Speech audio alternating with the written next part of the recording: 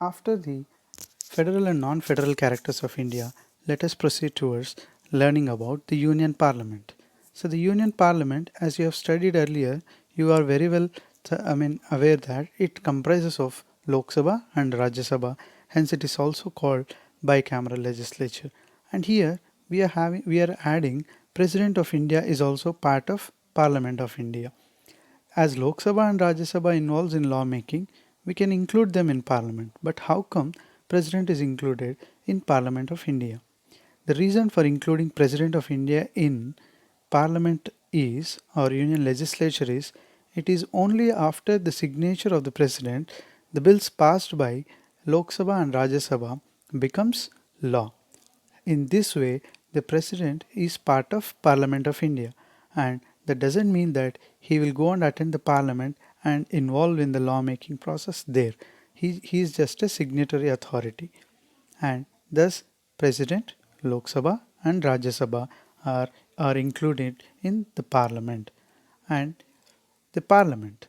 See, parliament is a body of people's representatives who have supreme power of governance in democratic country. In India, the people elect their own representatives, and these representatives they govern the country. Thus, people have an indirect role in governing the country. Hence, parliament is a body of people's representatives who in turn do the governance of the country. And let us begin with the first house of the Parliament of India, that is the Lok Sabha.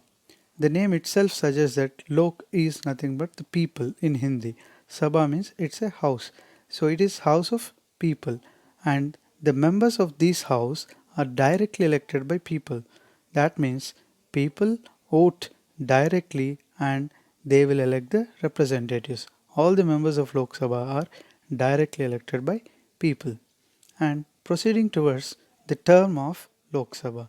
How many years this Lok Sabha will function? After every election, the Lok Sabha will form, and every 5 years these elections will be held.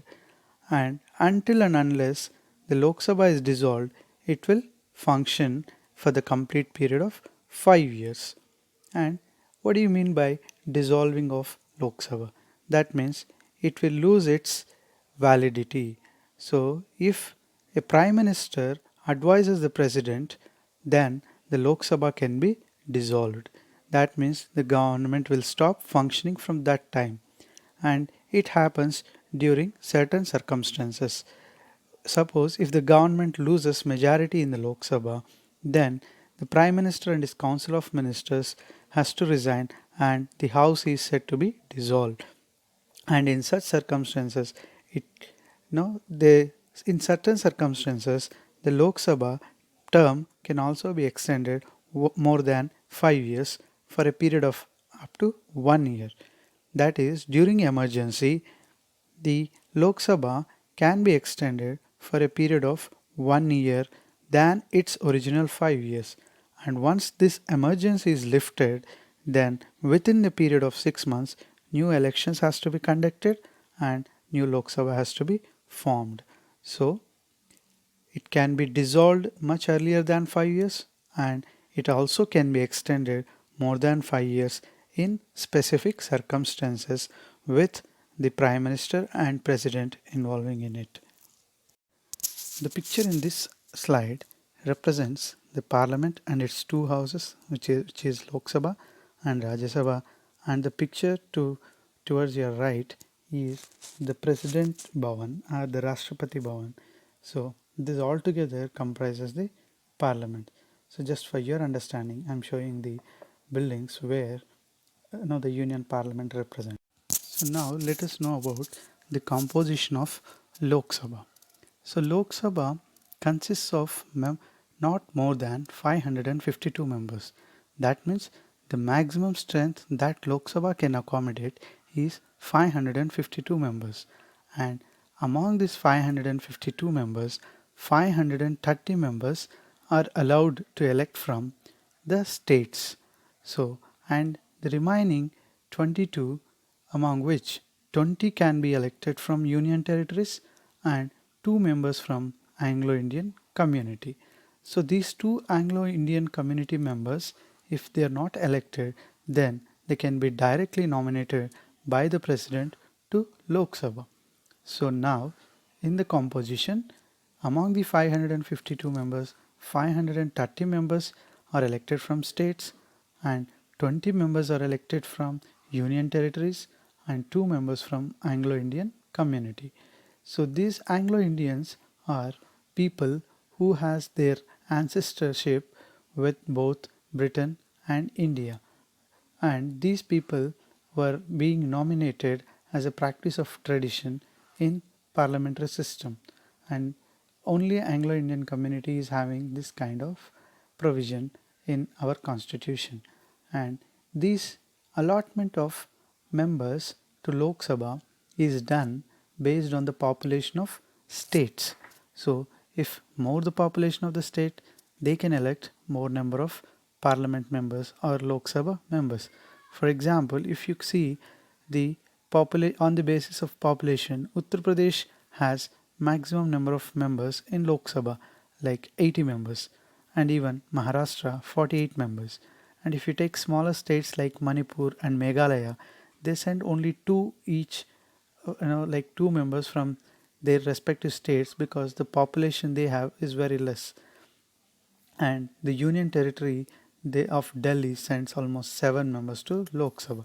So this is about the composition of Lok Sabha. So coming to the next topic, let us see the qualifications required.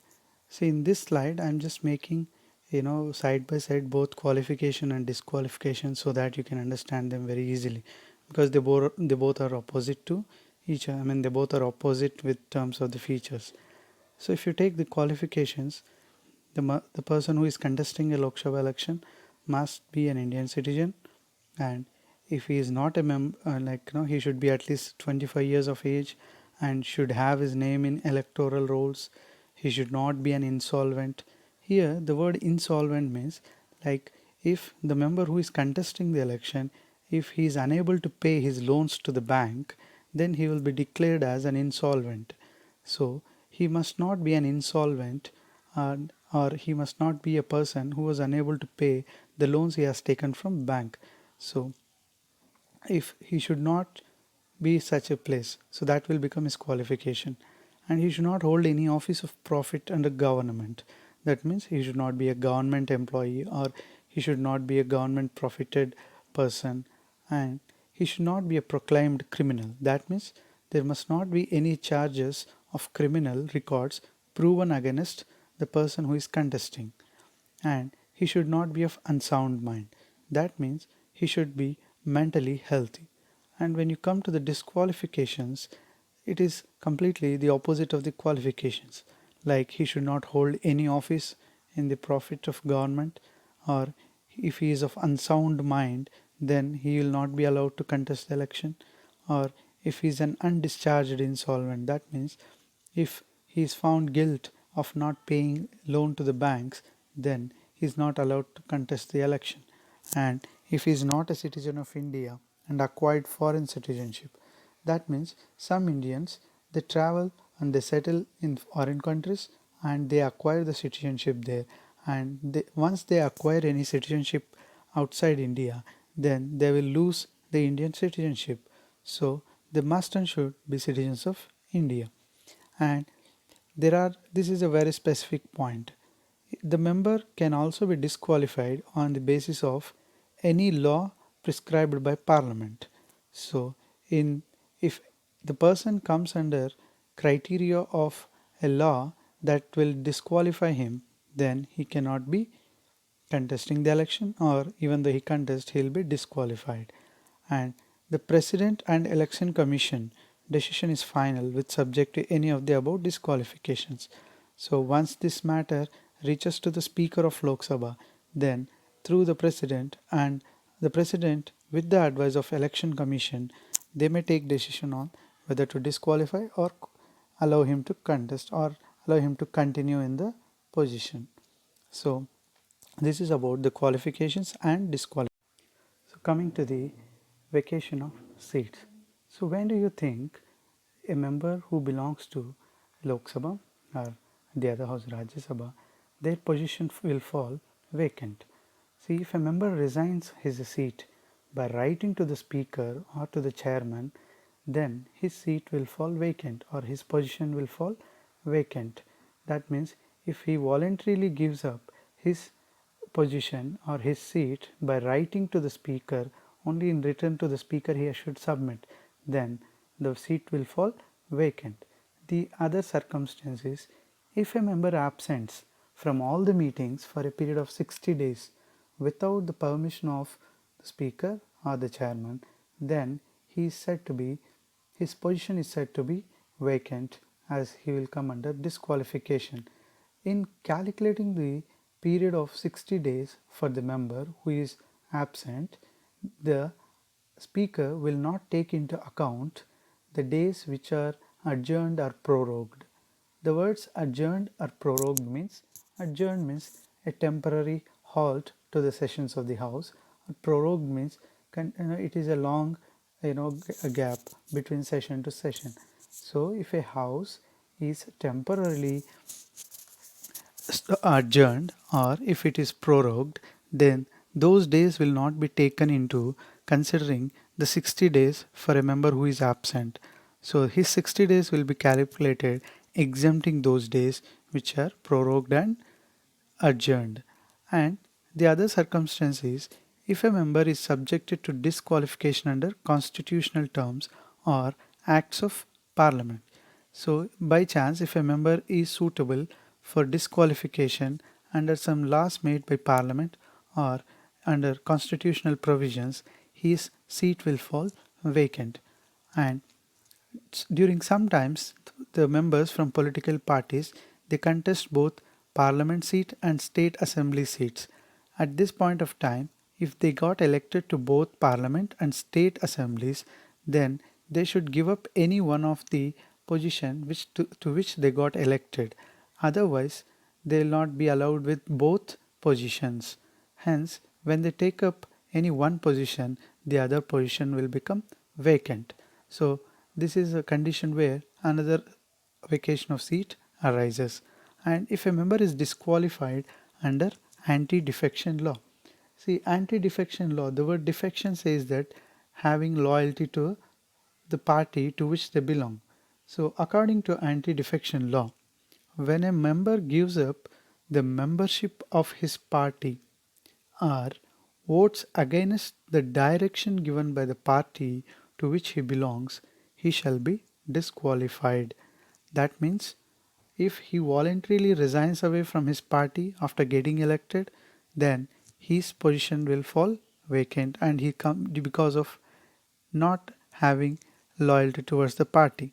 That means he is against the loyalty of party and hence he is applicable for anti-defection law.